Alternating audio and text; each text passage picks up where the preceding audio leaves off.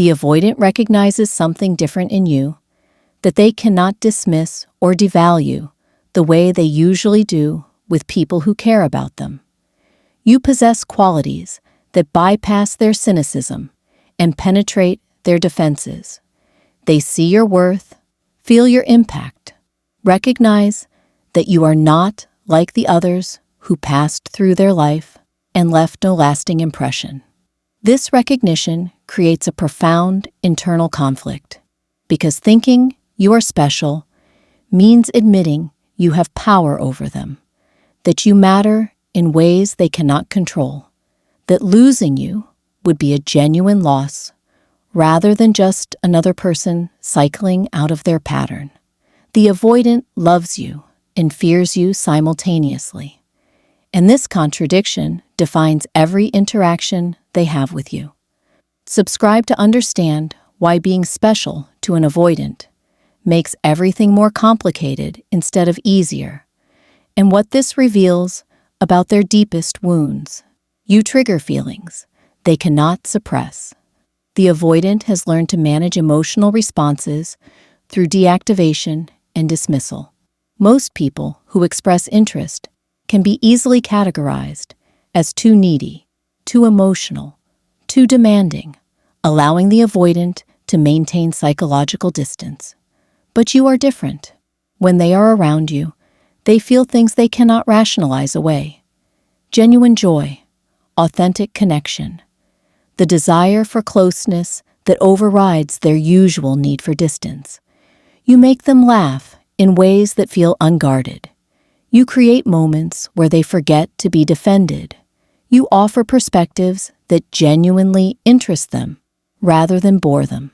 These experiences are both beautiful and terrifying because they prove that their defenses are not as impenetrable as they believed.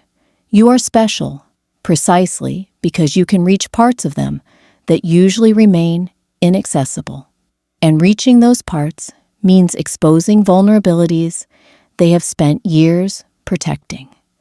The avoidant loves what you make them feel, but fears the loss of control that feeling represents. They know you could destroy them. What makes you special to the avoidant is not just what you offer, but what you could take away.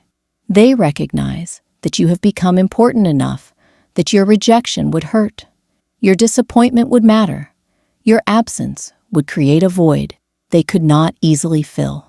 This power terrifies them. The avoidant has structured their entire life around never giving anyone the ability to hurt them. And yet, here you are, someone who could devastate them simply by choosing to leave.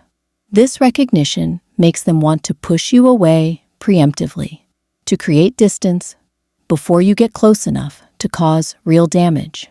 But simultaneously, they cannot let you go because what you offer is too valuable, too rare, too aligned with what they actually need, even if they cannot admit needing anything. So they exist in this agonizing space, holding you close while pushing you away, loving you while fearing the consequences of that love, thinking you are special while being terrified of how special you have become. You represent the intimacy they want and cannot handle. The avoidant thinks you are special because you represent the exact kind of connection they have always wanted but never felt safe accepting. You are not desperate or clingy.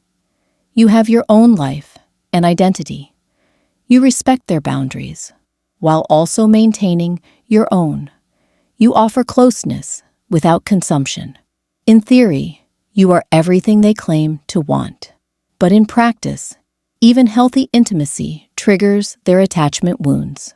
The avoidant recognizes that you could be the person who helps them heal, who creates the safe environment where their defenses could finally lower, who offers the kind of secure attachment that could rewire their nervous system. This possibility is both hope and terror. Hope because maybe, finally, they could experience sustainable connection. Terror because accepting that connection requires them to be vulnerable in ways they have never been, to trust in ways that feel like psychological death, to risk being hurt by someone who actually matters rather than by someone they could easily dismiss. The tragedy of recognizing special but choosing fear. The most painful aspect of the avoidant thinking you are special is that this recognition rarely translates into changed behavior. They see your worth. They feel your impact. They know you are different from everyone else. But knowing does not override years of conditioning that taught them safety lies in distance and vulnerability leads to pain. The avoidant can think you are special and still push you away, can love you and still choose fear over connection, can recognize what they are losing and still be unable to stop themselves from losing it. You are special to them, and that specialness makes you both the person they most want to keep and the person they are most compelled to destroy before you can destroy them.